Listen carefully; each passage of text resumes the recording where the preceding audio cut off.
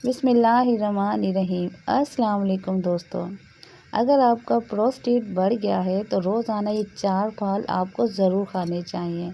इनमें कुदरती ताकत है जो सूजन को कम करती है और मसाने में जो दबाव होता है वो बेहतर होने लग जाता है।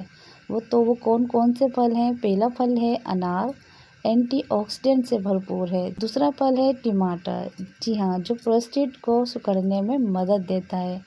तीसरा फल है तरबूज, जो कुदरती डिटॉक्स करता है। चौथा फल है अंगूर, खून की रवानी को बेहतर बनाता है। डॉक्टर भी मानते हैं कि कुछ फल कुदरती दवा हैं, जैसा कि अनार, टमाटर, तरबूज और अंगूर।